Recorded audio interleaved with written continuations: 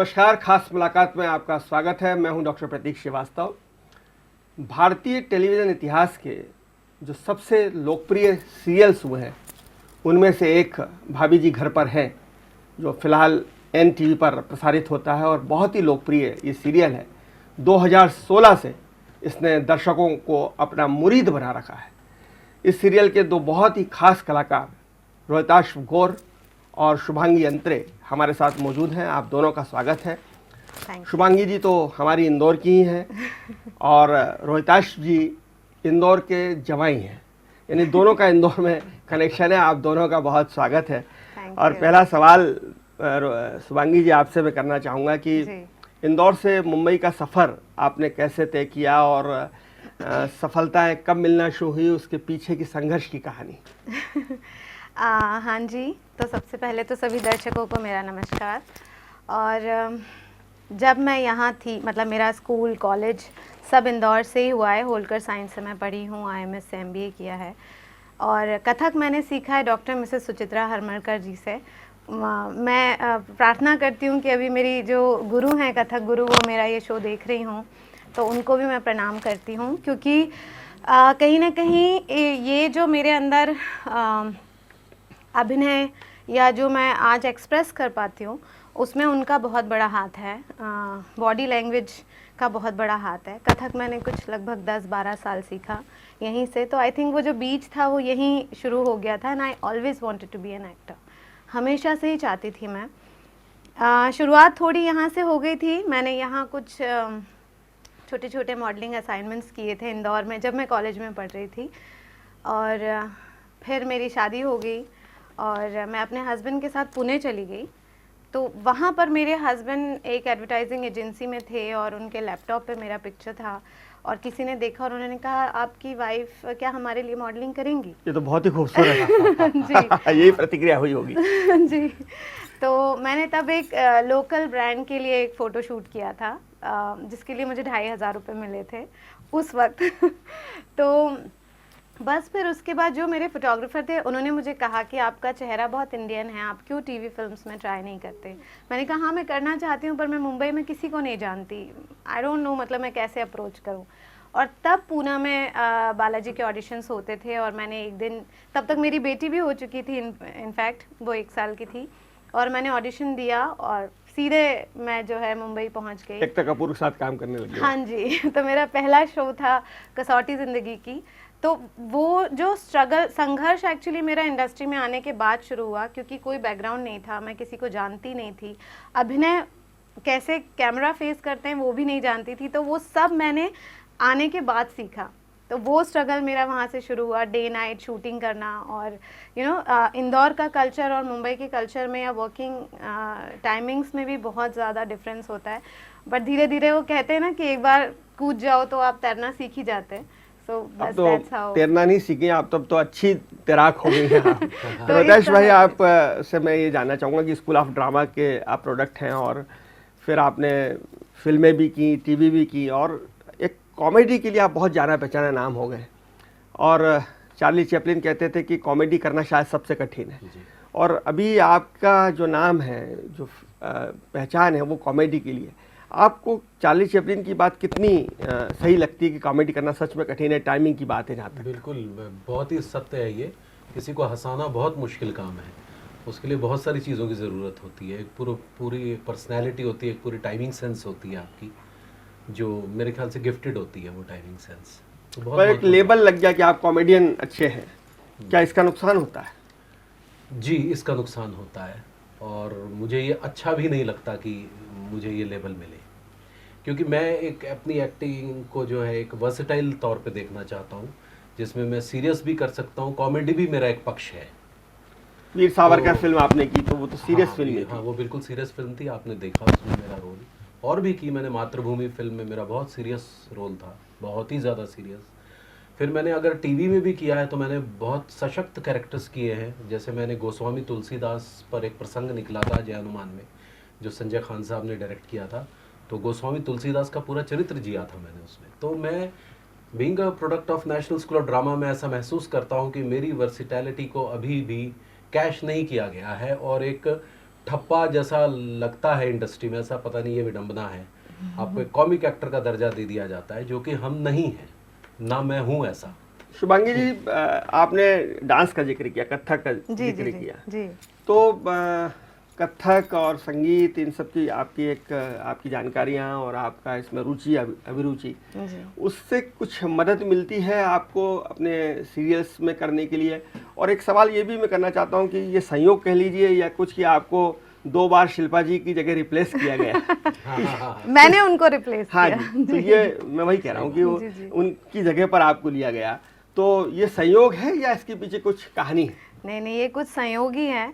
I think कुछ पिछले जन्म का हमारा, जो कहते हैं ना कि कर्मों का कुछ जो कि मैं दूसरी बार तो बिल्कुल ही नहीं चाहती थी, पहली बार तो खैर किया मैंने, लेकिन जब भाभी जी शुरू हो मतलब जब मैं इसमें रिप्लेस करने की बात आई थी, तो पहले दिन तो मैं चली गई थी, मुझे लगा इन लोगों ने मुझे किसी नए शो के लिए बुलाया है। बट देन फिर मुझे लगा कि ये बहुत ही खूबसूरत किरदार है अंगूरी भाभी का, और कोई ना कोई तो करेगा ही, तो मैं क्यों नहीं। क्योंकि सबसे बड़ी चीज़ होती है, जितनी खूबसूरती से किरदार लिखा गया है, टीवी में बहुत कम ऐसा होता है कि आपको ऐसे किरदार मिले जो मतलब जिसको बोलते हैं ना 56 भोग रख दिए हैं। अंगूरी के कैरेक्टर में सारे शेड्स हैं, वो मासूम है, वो अल्हड़ है, वो थोड़ी सी बुद्धू है, वो हमारे मस्ती इंदौर भी की भाषा में करती बोलते गेली है। हाँ सही पकड़े हैं। तो बहुत ही कलरफुल कैरेक्टर है, बहुत मासूम कैरेक्टर है, तो आई थिंक मैं इस अपॉर्चुनिटी को बिल्कुल भी छोड़ना नहीं चाहती थी। और फिर आपका जो पहला सवाल था कि क्या कथक का या अभिनय, मतलब इसमें मुझे हेल्प मिलती है, तो डेफिनेटली बहुत हेल्प मिलती है। एक तो सबसे पहले तो मैं बताना चाहती हूँ कि भाभी जी में जितने भी डांस होते हैं वो सारे मैं कोरियोग्राफ करती हूँ, तो मुझे वो क्रेडिट मिलना चाहिए। जितने भी डांसेस होते हैं भाभी जी में, उन सबको मैं ही कोरियोग्राफ करती हूँ, और मुझे बहुत बहुत मज़ा आता है, मैं बहुत इन्जॉय करती हूँ। और अभिनय की यस, क्योंकि कथक जो है वो वही है, the art of saying story, जिस तरह से आप कथा कहते हैं, तो वही चीज़ अभिनय में भी है। तो मुझे लगता है कहीं ना कहीं आपको सुर ताल का ज्ञान और सारे नोरस जो कथक में है, वो सारे नोरस जो है वो अभिनय में भी है।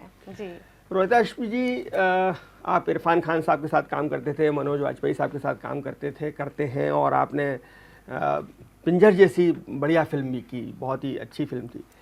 उसके बाद अचानक आपने धारावाहिक की तरफ, टीवी सीरियल्स की तरफ आपने रुख क्यों कर लिया? फिल्मों पे ही आपने फोकस क्यों नहीं किया? देखिए, इसका कारण ये था कि उस समय या तो फिल्म थी या सीरियल थे।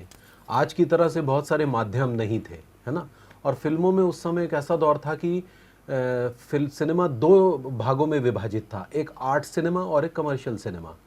कमर्शियल सिनेमा में हीरो ओरिएंटेड फिल्में थी, वो आज की तरह नहीं है कि पंकज त्रिपाठी भी हीरो हैं, उस समय ऐसा नहीं था। तो हमारे जैसे लोगों को फिल्मों में जो लोग रोल मिलते थे वो बहुत ही छोटे, 1 सीन 2 सीन इस तरह से। तो मैं सेटिस्फाइड नहीं था उन चीज़ों से। तो अचानक मुझे ऐसे दौर में लापतागंज जैसा सीरियल मिल गया, जिसमें मेरी मुख्य भूमिका थी, और वो एक साहित्यिक सीरियल था जो शरद जोशी की व्यंग्य रचनाओं पे था।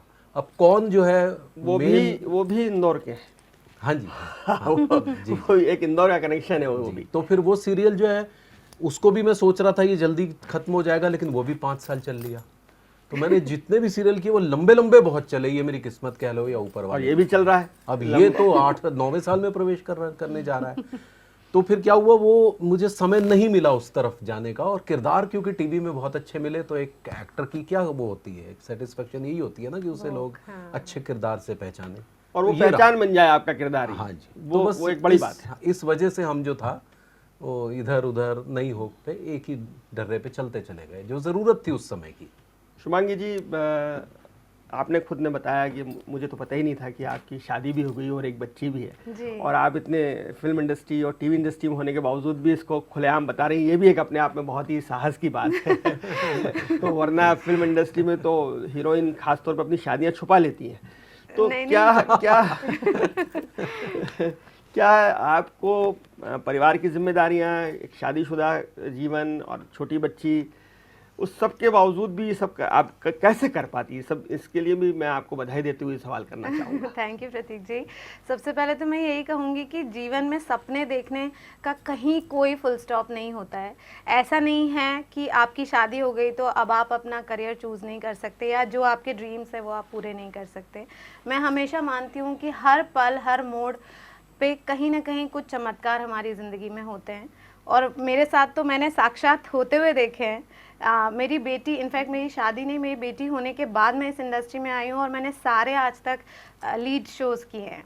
तो ये मतलब ये तो भगवान हमारे खजराना वाले बाबा का आशीर्वाद है। जी। और जहाँ तक मैनेज करने का सवाल है, तो मैं मानती हूँ कि अगर हम सच में कुछ करना चाहते हैं, अगर हमारा जुनून है, पैशन है, तो आप वक्त भी निकाल लेते हैं, आप मेहनत भी आपसे हो जाती है। बस ईमानदारी होनी चाहिए। आप जो भी काम करते हैं, जैसे अगर हम इसके पहले वाले सवाल में आपने पूछा था रिप्लेसमेंट का, पूरी दुनिया, सबको ये लग रहा था कि ये तो पॉसिबल ही नहीं है और लोग नहीं भुला पाएंगे, बट सिर्फ मेरा तब भी सिर्फ एक ही कोशिश थी, क्योंकि मेरे मम्मी पापा ने हमेशा सिखाया कि कोई भी काम अगर आप ईमानदारी से करते हो तो उसके आपको पॉजिटिव रिजल्ट्स ही मिलते हैं, आपको सकारात्मक उसका ज़रूर आपको उसके रिजल्ट्स मिलते हैं। जब आप किसी की जगह आते हैं, जैसे रिप्लेसमेंट की बात हम कर रहे हैं जी तो दो तरह के दबाव होते हैं जी कि वो जो करके गया या तो हम उसकी नकल करें, उसी को करते हुए आगे बढ़े, या अपनी कोई स्टाइल डेवलप करें और उससे अलग कुछ करें।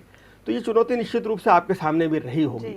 तो आपने क्या उस समय क्या द्वंद्व आपके ऊपर चल रहा था? क्योंकि मैं एक बार बात कर रहा था संजय दत्त साहब से, तो उन्होंने भी कहा था कि जब रीमेक्स फिल्म की बनती हैं, डॉन की बने या अग्निपथ की बने, तो अमिताभ बच्चन साहब जो करके गए हैं उसको आगे बढ़ाना अपने आप में उससे बड़ा काम होता है जो अमिताभ बच्चन साहब कर गए हैं। राइट। तो आपको किस तरह का एक उस समय द्वंद्व था? देखिए क्या होता है ना, अगर आप एक अच्छे ऑब्जर्वर हैं, मैं मानती हूँ कि हर इंसान या हर कलाकार अपनी इंडिविजुअलिटी ज़रूर कैरेक्टर में डालता है, और हर कैरेक्टर की एक फ्रेम होती है। जैसे अंगूरी का एक किरदार है, वो मासूम है, वो अल्हड़ है, वो चुलबुली है, वो एट द सेम टाइम वो थोड़ी बुद्धू भी है। तो उसकी एक फ्रेम है, उस फ्रेम में मुझे अपनी इंडिविजुअलिटी को डालना था, मुझे नकल कभी भी नहीं करनी थी। और जहाँ तक अगर आप देखेंगे पुराने एपिसोड्स या मेरे एपिसोड्स, तो आप देखेंगे कि नकल कहीं भी नहीं है।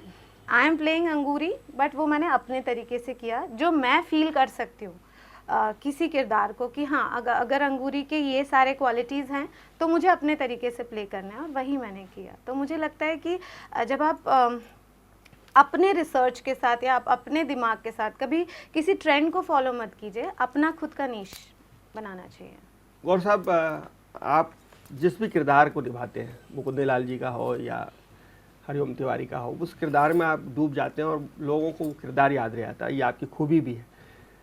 पर इसमें क्योंकि थोड़ा बहुत थिएटर जो मैं समझाऊँ किया है उस आधार पर मैं जानना चाहता हूँ कि आप एक मेथड एक्टिंग करते हैं या नेचुरली इसको प्ले करने की कोशिश करते हैं? देखिए, ये निर्भर करता है कि आप किस तरह का काम कर रहे हैं और किस तरह के लोगों के बीच काम कर रहे हैं। टीवी में ये संभव नहीं होता कि आप मेथड एक्टिंग करें। टीवी में ज़्यादातर स्पॉन्टेनियस इम्पल्स, इसके थ्रू एक्टिंग करनी पड़ती है। अब जाहिर सी बात है कि अगर मैं बड़े बड़े डायरेक्टर्स के साथ काम करूँ, जैसे बेनेगल साहब के साथ अगर काम करूँ, तो उनका जो चरित्र को देखने का अंदाज़ है उसमें मैं थोड़ा सा मेथड घुसेड़ूंगा। मैं उसमें हर चीज़ समझने की कोशिश करूंगा जो मेरी ट्रेनिंग का हिस्सा है। तो वहाँ पर उसकी चीज़ की ज़रूरत होती है, जो मैंने मातृभूमि में वो किरदार किया है, या गोस्वामी तुलसीदास के चरित्र को खड़ा करना। जहाँ जिस चीज़ की ज़रूरत है वो मैं करता हूँ, लेकिन ज़्यादातर टेलीविज़न में हम स्पॉन्टेनियस एक्टिंग में विश्वास करते हैं, इम्पल्स से खेलते हैं। एक्चुअली हमारे सीन्स ही उसी वक्त मिलते हैं हमको। मतलब हम सीन करने जा रहे हैं, उसके 5 मिनट पहले हमारे पास सीन्स आते हैं। तो वो भी एक चुनौती है कि तुरंत तत्काल आपको उसमें समझ करना। तो वही जो रोहित जी ने कहा कि वो स्पॉन्टेनिटी ही वहाँ पर वो है कि जो उस वक्त आप महसूस कर रहे हैं। और इतने साल जब आप कोई किरदार करते हैं, लाइक 9 साल उनको हो गए, 8 साल मुझे, तो अपने आप वो किरदार जीने लग, आप जैसे जैसे उसके कपड़ों में आते हो ना, आप वैसे बिहेव करने लग जाते हो। तो ये कई बार किरदार खुद पर हावी हो जाता है और हम अपना ओरिजिनलिटी भूल जाते हैं। ऐसे कई कई अभिनेताओं के साथ ऐसा हुआ जी कि उस किरदार से बाहर आने में खिलौना फिल्म में संजय कुमार का वो था कि वो जो उन्होंने पागल का अभिनय किया था वो उन पर इतना भारी हो गया था कि बाद में उनको डॉक्टर की सहारा लेना पड़ा था उस किरदार से बाहर आने के लिए। रोहित जी, मैं ये भी जानना चाहता हूँ कि ये जो आपका सीरियल है, इसमें एक टिपिकल ये मामला है कि दोनों जो पति लोग हैं वो अपनी अपनी पड़ोसन पे लाइन मार रहे हैं और पड़ोसन पर फिदा है, आशिक है। तो ये थोड़ा मोरल ग्राउंड पर या हमारा जो भारतीय परिवेश है उससे मेल नहीं खाता, पर कैसा लगता है आपको? ये क्या मोरली ये नैतिक तरह से ठीक है? देखिए, इसको फन लेवल पे ट्रीट किया गया है और ये क्योंकि एक बहुत ही एज पर है तो उसको क्रॉस करने की कोशिश नहीं की जा सकती। ये राइटर का एक मतलब खूबी कहूँगा।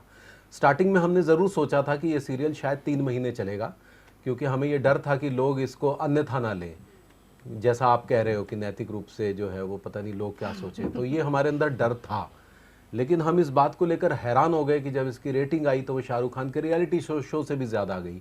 इसका मतलब ये है कि हमारे देश के लोग बहुत समझदार भी हैं, वो बहुत अच्छे से समझते हैं ह्यूमर को कि हिडन ह्यूमर क्या होता है, क्योंकि हिंदुस्तान में बहुत सारे ऐसे लोग हैं जो कहीं ना कहीं दिल हथेली पे लेके भी चलते हैं। हाँ, मतलब मैं तो ये बोलना चाह रही थी कि दिलफेक कहीं लोग ना हैं। कहीं अजी बिल्कुल है। अच्छा, और हमेशा दूसरे की बीवी अच्छी तो लगती है। हाँ, नहीं, वो या बीवियां भी कंपेयर करती है, अरे उसका पति देखो नहीं, वो क्या मुझे है घुमाने ना ले जाए, कि तो ये दूसरी भी की थाली में घी ज़्यादा दिखाई जी देता है। वही सही पकड़े हैं। अपना बच्चा और दूसरे की पत्नी ज़्यादा सुंदर दिखाई देती है। लेकिन ये इसको भी बहुत सावधानी से और सुंदरता से प्ले किया गया है। एक मेरे जहन में ये सवाल भी आया है अभी कि देखिए, शाहरुख खान टीवी में आए और टीवी से फिल्म इंडस्ट्री में छा गए। जी। अमिताभ बच्चन साहब फिल्म इंडस्ट्री में छाए हुए तो टीवी में गए। तो अब आप तो दोनों में समन्वय बनाए हुए हैं और शुभांगी जी टीवी में हैं। तो मैं पहला सवाल तो आपसे करना चाहूँगा कि आप अब टीवी के अलावा फिल्मों में फुल टाइम फोकस करेंगे या दोनों जिस तरह से चल रहा है वैसे ही चलाएंगे? नहीं, मैं दोनों माध्यमों में करना चाहूँगा, क्योंकि आज का दौर बहुत अलग है। आजकल एक तीसरा माध्यम भी निकल गया, वो डिजिटल माध्यम जिसे OTT हम लोग कहते हैं। तो बहुत सारे द्वार खुले हैं, लेकिन सामंजस्य बिठा के ही चलूँगा मैं। और आपकी कोई अभिलाषा है फिल्मों में जाने की, कोई मंशा, कोई इच्छा, एक सपना हो जी कि मुझे? बिल्कुल, हज़ारों ख्वाहिशें ऐसी कि हर ख्वाहिश पे दम निकले। कितने निकले मेरे अरमान, फिर ये तो भी बात कम सही। निकले। जी बिल्कुल, एज एन एक्टर मैं खुद बहुत एक्सप्लोर करना चाहती हूँ, बट थैंकफुली टीवी में अभी तक मुझे बहुत अच्छा काम मिला है। और मैं ये मानती हूँ कि मीडियम जो भी हो, जो मेरा काम है एज एन एंटरटेनर, एक कलाकार के रूप में मेरा काम है लोगों को एंटरटेन करना, मनोरंजन देना। तो जहाँ पर मुझे अच्छा काम मिलेगा, जहाँ मुझे अपनी प्रतिभा को पोर्ट्रे करने का मौका मिलेगा, वो मीडियम कोई भी हो, वो चाहे स्टेज हो, OTT हो, फिल्म्स हो, टीवी हो, तो मीडियम कोई भी हो, मेरा काम अच्छा होना चाहिए। थोड़ी सेल्फिश हूँ मैं यहाँ पे, तो ऐसा मुझे नहीं है कि नहीं मुझे फिल्म ही करनी है, पर जहाँ भी मुझे अच्छा काम मिलेगा मैं वो और करूँगी। जहाँ भी काम करना है वहाँ छाना है। छाना। बहुत जी, बहुत बिल्कुल, शुभकामनाएं, बिल्कुल। बहुत शुभकामनाएं आप दोनों को। बहुत धन्यवाद आपका कि आपने हमारे दर्शकों से बात की। देखते रहिए DJNI न्यूज़, खबरों का सिलसिला जारी रहेगा। नमस्कार। Thank you.